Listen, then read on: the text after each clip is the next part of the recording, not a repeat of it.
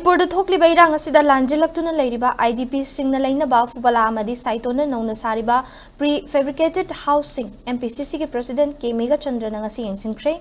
Yangsin Kongchat Adugumari Lena, MPCC President K. Meghachandra Fundo Kibada, Numit Chadrit Kamari Futara Taruk Suraba Irang Asi, Asing Mamasak Ama, Langak Asinamiam da Kanghan Mangamdri. Manipur Chief Secretary PK Singna Fundo Kibada. Phase ahum thokna resettlement tauhangani haidibasi IDP Singgi solution ama puraktuna masa masagi yumda hanjin hangani haiba nate hanjin ba yaba singna hanjin halaga yadaba singna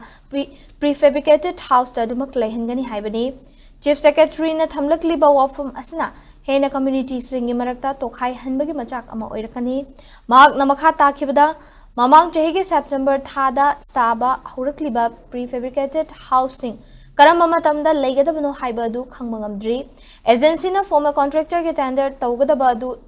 Tauhodabana, PR Lakpadagi Tatarukrom Tabak Suba Lepre, Ahanba faced Sakiba, prefabricated housing su tender Taudana Sakre, Ani Subasisu, PR Laktuna tender Tauramdana, Lep Kibasina, Lengasi Felo Takmani Haiki. Fubalada, prefabricated house Samagamarifu Hundoi, Sagadabagi Manunda. Marifutara mga di mapungfa na saba loire, nimfu gina foundation loido na structure hapsin gada bawatli, nimfu nipan na sagada bawatli. Saiton prefabricated house ki oina cha magakun mari sagada bagi manungda nimfu mari mapungfa na saba loire, amadi humfutara mapan gina foundation loire bamatong structure hapsin gada bawatli bani. Yangsin kongchut aduda DC Bisnupur Puza Langbam, ADM Tiopendro amadi Police Housing Corporation gi mihut sing suyauki.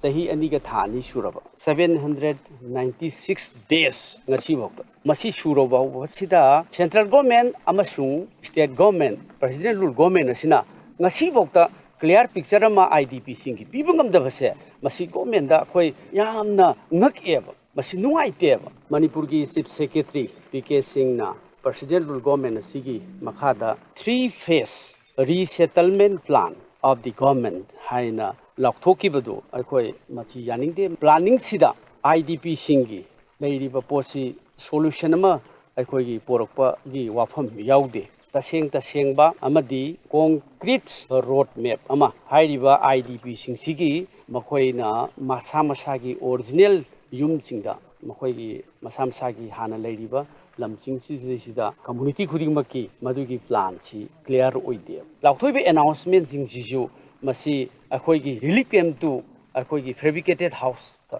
layo haibagi plan oina haiba leiriba mayam se amaga changthok changsin tawnaba amasung nungsinana porakpagi wafam se masigi 3 phases leiriba resettlement plans ti yaude